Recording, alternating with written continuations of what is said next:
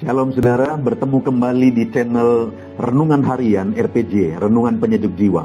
Saudara, channel Renungan Harian RPG ini dibuat untuk menolong setiap saudara untuk konsisten setiap hari merenungkan firman Tuhan. Karena orang-orang yang konsisten yang merenungkan firman Tuhanlah yang akan mengalami janji-janji firman Tuhan. Itu sebabnya saudara, lihat layar saudara, kalau tanda subscribe masih berwarna merah silakan ditekan dan tekan juga tanda loncengnya. Maka setiap hari saudara akan mendapatkan seri renungan baru dari channel Renungan Harian ini yang dibuat secara ekspositori, artinya benar-benar berdasar kepada firman Tuhan. Saudara, setiap kita sudah jatuh dalam dosa. Sebagai orang berdosa, saya dan saudara harus mengalami pertobatan di dalam kehidupan kita. Kalau setiap kita adalah orang-orang berdosa yang harus melalui pertobatan, sudahkah kita bertobat hari ini, saudara? Kita bertobat dengan benar, Allah pasti menerima kita, saudara. Tetapi yang menjadi pertanyaannya, apakah kita sudah mengalami pertobatan yang benar? Dan pertobatan seperti apa yang benar di hadapan Tuhan? Bicara tentang pertobatan, saudara, mungkin saudara sudah mengalami pertobatan. Tetapi pertobatan seperti apa yang berkenan di hadapan Tuhan? Puji Tuhan saudara, video ini adalah video pertama di mana topik yang akan kita bahas di dalam video ini adalah topik tentang pertobatan yang benar di hadapan Tuhan. Sudahkah saya dan saudara mengalami pertobatan? Dan apakah pertobatan kita berkenan di hadapan Tuhan? Sebelum kita akan melanjutkan perenungan ini saudara, terlebih dahulu kita akan mendengarkan sebuah lagu penyembahan yang akan memberkati kita semua. Selamat mendengarkan.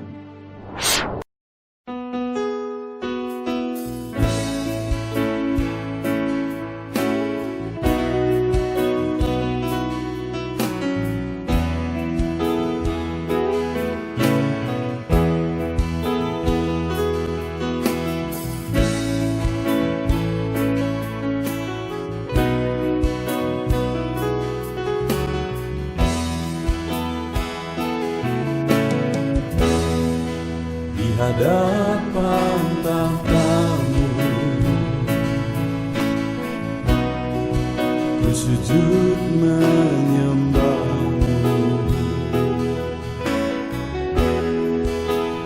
ku beri hormat, ku beri syukur bagi kemuliaan-Mu.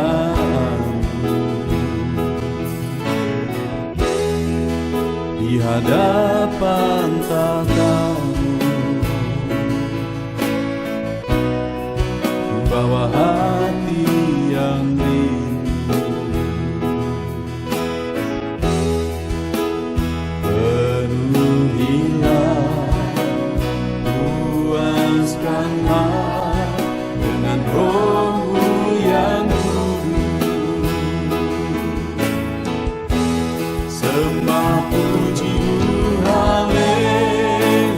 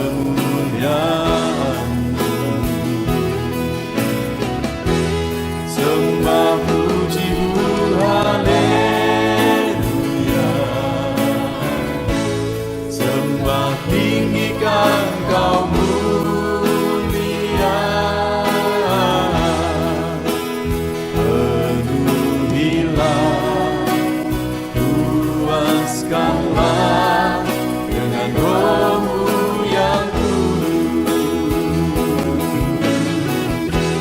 Sembah puji-Mu, haleluya. Sembah tinggikan Kau mulia. Ku beri hormat, ku beri syukur bagi kemuliaan-Mu. Sembah puji-Mu, haleluya. Sembah tinggikan Kau mulia.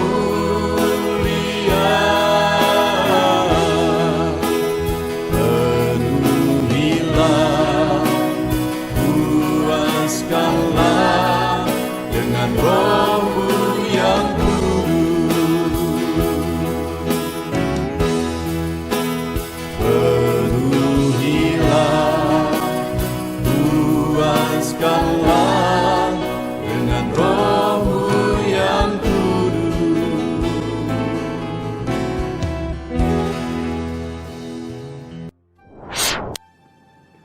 Puji Tuhan saudara, sebuah lagu penyembahan yang indah yang tentu saja telah memberkati kita semua. Saudara, video ini adalah video pertama di mana topik yang akan kita bahas dalam video ini dan 2 video selanjutnya nanti adalah topik tentang pertobatan yang berkenan di hadapan Tuhan, pertobatan yang benar. Saudara, setiap kita manusia di dunia ini sudah jatuh ke dalam dosa. Dan Allah yang kita sembah adalah Allah yang penuh kasih. Dia ingin menyatakan kasih-Nya bagi kita. Dia ingin menerima setiap manusia ciptaannya ketika datang kepada Dia. Tapi setiap kita harus melalui yang namanya pertobatan. Apakah saudara sudah mengalami pertobatan? Dan apakah pertobatan yang saudara jalani dalam kehidupan saudara adalah pertobatan yang benar dan berkenan di hadapan Tuhan? Kita akan belajar saudara, di mana teks firman Tuhan yang akan menjadi dasar bagi kita untuk renungan ini saudara adalah dari kitab Yeremia pasal 31 mulai ayat 18 sampai ayat yang ke-20. Saudara, dalam konteks ini menegaskan, menceritakan tentang kisah umat Tuhan yang jatuh ke dalam dosa. Dosa mereka adalah dosa penyembahan berhala. Ini adalah Israel, di waktu itu sudah terbagi 2. Dan ini adalah Israel yang terdiri dari 10 suku, yaitu kerajaan Israel bagian utara. Yang disebut sebagai Efraim di sini. Kenapa disebut sebagai Efraim? Karena pada masa itu suku Efraim lah dari 10 suku ini yang paling menonjol. Nah, saya akan baca. Di ayat 20, Allah berfirman seperti ini. Anak kesayangankah gerangan Efraim bagiku? Atau anak kesukaan? Sebab setiap kali aku menghardik dia, tak putus-putusnya aku terkenang kepadanya. Sebab itu hatiku terharu terhadap dia. Tak dapat tidak, aku akan menyayanginya. Demikianlah firman Tuhan. Saudara, ada satu ungkapan Tuhan. Ungkapan penerimaan dan mau menyatakan kasih sayangnya kepada Efraim. Suku yang disebutkan sebagai mewakili dari ke-10 suku kerajaan utara pada masa itu. Ketika mereka bertobat dan Tuhan mengatakan anak kesayangankah gerangan Efraim bagiku atau anak kesukaan, sebab setiap kali aku mau menghardik dia, tak putus-putusnya aku terkenang kepadanya. Tidak dapat tidak, aku harus menyayanginya. Saudara, kalau kita lihat di sini, Allah menegaskan bahwa tidak dapat tidak, aku harus menyayanginya. Statement firman Tuhan ini ditegaskan ketika Efraim atau orang Israel pada waktu itu mengalami pertobatan. Sehingga Tuhan berkata, anak kesayangankah gerangan mereka bagiku?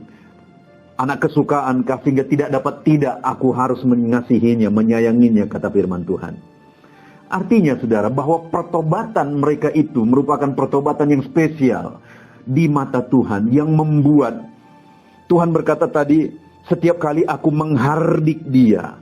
Artinya Tuhan sebenarnya sudah marah, Tuhan mau murka kepada mereka, tapi akhirnya murka itu berbalik. Dan Allah berkata, tidak bisa tidak aku harus menyayanginya. Apa atau pertobatan seperti apa yang mereka nyatakan waktu itu? Pertobatan seperti apa yang terjadi atas mereka waktu itu? Sehingga Tuhan berkata kepada umatnya, tidak dapat tidak, aku harus menyayanginya. Kita lihat sama-sama saudara. Ayat 18. Firman Allah mengatakan, telah ku dengar sungguh-sungguh Efraim meratap. Jadi ada satu ungkapan pertobatan di sini yang diungkapkan dengan ratapan, dan ratapan itu dilakukan dengan sungguh-sungguh, sehingga Tuhan berkata, telah ku dengar sungguh-sungguh Efraim meratap. Dan isi ratapan mereka adalah seperti ini. Engkau telah menghajar aku telah menerima hajaran, seperti anak lembu yang tidak terlatih. Jadi pada waktu itu ketika orang Israel, umat Tuhan jatuh ke dalam dosa, di mana dosa mereka sebenarnya dosa yang sangat fatal waktu itu saudara. Karena mereka jatuh kepada penyembahan berhala, dan bukan hanya jatuh ke dalam penyembahan berhala, Israel juga pada waktu itu mencari perlindungan kepada Mesir, mencari perlindungan kepada Asyur. Artinya mereka sama sekali melupakan Tuhan yang sudah membawa mereka keluar dari Mesir, yang sudah melepaskan mereka dari Mesir. Jadi mereka sudah jatuh ke dalam penyembahan berhala, satu dosa yang sangat fatal di hadapan Tuhan. Dan ketika mereka membutuhkan bantuan, mereka juga pergi cari bantuan ke Mesir yang menindas mereka dulu. Mereka juga mencari bantuan ke Asyur. Padahal ada Tuhan yang sanggup menolong mereka. Ada Tuhan yang berkuasa menolong mereka. Tetapi mereka lupa akan Tuhan. Padahal Tuhanlah yang melepaskan mereka. Padahal Tuhanlah yang membebaskan mereka. Betapa besar dosa-dosa yang telah mereka lakukan. Itu sebabnya Tuhan berkata bahwa Dia mau menghardik mereka. Tapi yang luar biasa di sini, satu pelajaran yang berharga bagi kita adalah bahwa ketika Tuhan mau menghardik mereka, akhirnya hardikan itu berubah menjadi penyataan kasih sayang. Sampai Tuhan berkata, anak kesayangan kegerangan Efraim bagiku. Atau anak kesukaan. Setiap kali aku menghardik dia, tak putus-putusnya aku terkenang. Itu sebabnya tidak bisa tidak, aku harus menyayanginya, kata firman Tuhan. Apa yang membuat Tuhan berkata, menegaskan bahwa aku harus menyayangi mereka. Padahal tadinya dia mau menyatakan murkanya kepada mereka karena dosa-dosa mereka yang besar itu. Karena sekali lagi, Allah mendengar ratapan pertobatan mereka. Allah mendengar tindakan pertobatan mereka, di mana mereka berkata, engkau telah menghajar aku dan aku telah menerima hajaran seperti anak lembu tidak terlatih. Jadi atas dosa-dosa yang mereka perbuat itu, mereka sadari itu atas ketidakmengertian mereka. Itu karena mereka belum diproses di hadapan Tuhan. Yang mereka gambarkan seperti anak lembu yang tidak terlatih. Artinya mereka sadar bahwa mereka perlu diproses dan dilatih di hadapan Tuhan. Dan mereka malah berkata tadinya bahwa engkau telah menghajar aku dan aku telah menerima hajaran. Artinya dalam pertobatan itu mereka siap menerima hajaran. Mereka siap menerima akibat dari tindakan mereka, dari dosa dan pelanggaran mereka. Jadi pertobatan yang melahirkan kasih sayang Tuhan, pertobatan yang mengubah murka jadi kasih sayang Tuhan, sehingga Tuhan berkata tidak bisa tidak, aku harus menyayanginya, saudara, adalah pertobatan yang dibuktikan dengan kesiapan untuk menerima proses Tuhan. Di mana mereka berkata, kami seperti anak lembu yang tidak terlatih. Engkau telah menghajar kami, kami terima hajaranmu.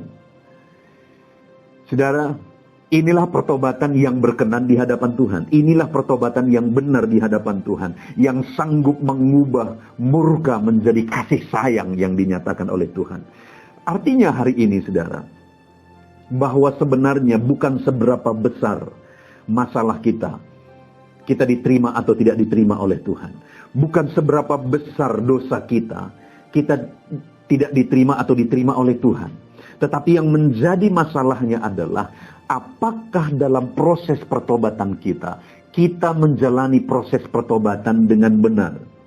Dan hari ini kita sudah belajar saudara bahwa proses pertobatan yang benar itu adalah proses pertobatan yang menyadari bahwa kita perlu diproses oleh Tuhan. Ketika orang Israel waktu itu berkata, kami seperti anak lembu yang tidak terlatih. Berarti perlu dilatih, perlu diproses, perlu belajar. Lebih banyak lagi untuk lebih baik di hadapan Tuhan. Jadi pertobatan itu bukan hanya sekedar kata. Tetapi pertobatan yang disertai kesiapan untuk diproses oleh Tuhan. Artinya hari ini saudara, setiap saudara, apapun latar belakang saudara, kalau saudara bertobat, Allah mau menerima saudara. Siapapun saudara, asalkan pertobatan kita itu adalah pertobatan yang benar. Dan pertobatan yang benar, ciri pertobatan yang benar yang pertama adalah pertobatan yang disertai dengan satu kesadaran bahwa kita harus diproses. Nah, ini yang seringkali menjadi masalahnya saudara. Sebenarnya menurut saya ada beberapa masalah ketika orang mau bertobat di hadapan Tuhan. Yang pertama, orang seringkali menganggap bahwa Tuhan tidak menerima dia lagi. Dia tidak layak di hadapan Tuhan. Tetapi lihat, Efraim, kesalahan mereka begitu fatal sampai Tuhan mau murka kepada mereka. Tapi ketika mereka bertobat dengan benar, Tuhan menerima mereka apa adanya.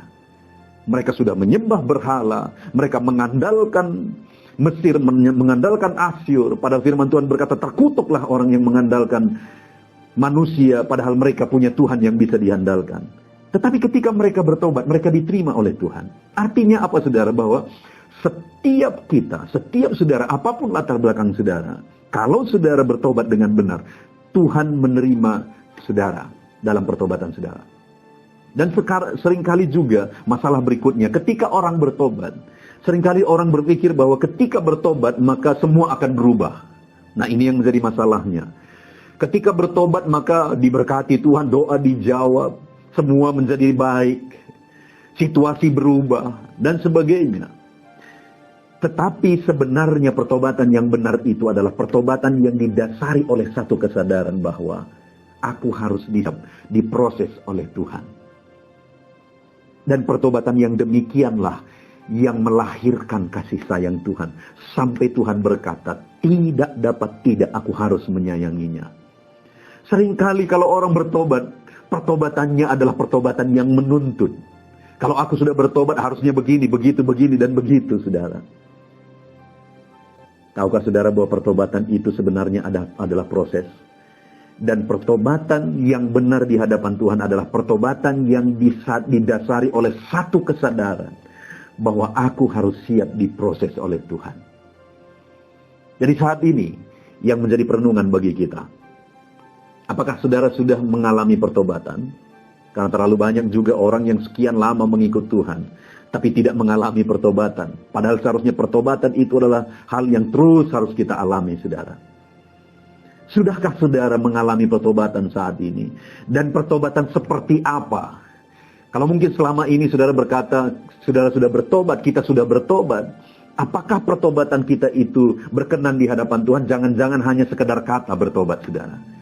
Pertobatan yang melahirkan kasih sayang Tuhan adalah pertobatan yang disertai dengan kesadaran bahwa kita harus diproses di hadapan Tuhan.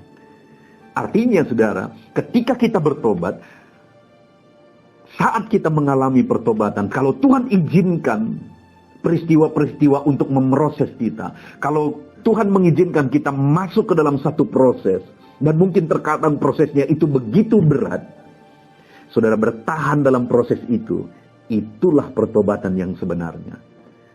Saudara bisa melihat orang-orang ketika bertobat dan ketika masuk ke dalam pertobatan mengalami satu peristiwa yang berat, akhirnya kembali lagi. Ada orang-orang yang terkenal di Indonesia ini, saudara, yang dulu sebagai orang yang terkenal orang berdosa dan kemudian bertobat. Ketika masuk ke dalam situasi yang berat, akhirnya kembali lagi ke dalam kehidupan yang lama. Ada begitu banyak orang-orang yang seperti itu karena menganggap bahwa kalau aku udah bertobat, maka semuanya akan menjadi lebih baik. Ya, semuanya akan menjadi lebih baik. Tetapi ada satu proses yang harus kita lalui. Dan proses apapun yang Tuhan izinkan kita lalui, kita harus siap. Kalau memang kita bertobat dengan benar-benar. Dan kalau pertobatan itu disertai oleh kesadaran aku siap. Disertai oleh kesiapan untuk diproses oleh Tuhan. Maka dengar saudara, apa kata firman Tuhan? Anak kesayangankah gerangan engkau bagiku? saya ganti Efraim menjadi saudara dan saya. Anak kesayangan kah gerangan saudara dan saya kepada Tuhan. Sebab setiap kali dia mengingat saya dan saudara, tak putus-putusnya dia terkenang kepada kita. Dan tak dapat tidak, Tuhan akan menyayangi kita. Demikianlah firman Tuhan. Itulah yang akan terjadi kalau kita mengalami dan menjalani pertobatan yang benar. Itu sebabnya saudara, sebagai orang-orang berdosa, alamilah pertobatan hari demi hari. Dan pertobatan yang benar, ciri pertobatan yang benar yang pertama adalah disertai dengan satu kesadaran bahwa pertobatan itu harus menjalani proses. Dan orang yang bertobat dengan benar, dia siap menjalani prosesnya, apapun itu. Jadi ketika saudara bertobat, apapun proses yang diizinkan oleh Tuhan, tetap bertahan, tetap melangkah dalam pertobatan, maka tidak dapat tidak, Tuhan akan menyatakan kasih sayangnya kepada saudara. Biarlah setiap kita saudara mengalami kasih sayang Tuhan. Biarlah kalimat tidak bisa tidak, Tuhan pasti menyayangi, itu terjadi dalam kehidupan kita. Dan itu pasti terjadi jika kita mengalami pertobatan yang disertai dengan kesadaran bahwa kita siap diproses oleh Tuhan. Jalani proses Tuhan dan alami kasih sayang Tuhan. Kita bersyukur buat firman Tuhan. Mari kita sama-sama berdoa. Terima kasih Bapa di sorga, saat ini kami kembali bersyukur ya Tuhan. Kami kembali belajar firman-Mu bahwa setiap kami sebagai orang berdosa, kami harus mengalami pertobatan. Dan pertobatan kami harus benar di hadapan-Mu. Yaitu pertobatan yang disertai dengan kesadaran bahwa kami harus diproses. Dan kami siap diproses ya Tuhan. Kami siap diproses. Dan kami percaya sebagai orang yang bertobat dengan benar, kami akan mengalami kasih sayang Tuhan. Nyatakan kasih sayang-Mu bagi kami. Terima kasih buat firman-Mu Bapa. Di dalam nama Tuhan Yesus Kristus kami berdoa. Amin. Puji Tuhan saudara. Tentunya renungan penyejuk jiwa hari ini sudah menjadi berkat bagi setiap saudara yang menyaksikan. Mari kita terapkan firman Tuhan dan raih janji firman Tuhan dalam kehidupan kita sehari-hari. Dan jangan lupa saudara, perkembangan channel ini tidak terlepas dari partisipasi saudara untuk mensubscribe, like, mengkomen, dan men-share kepada lebih banyak orang. Terima kasih buat partisipasi saudara. Tuhan Yesus memberkati.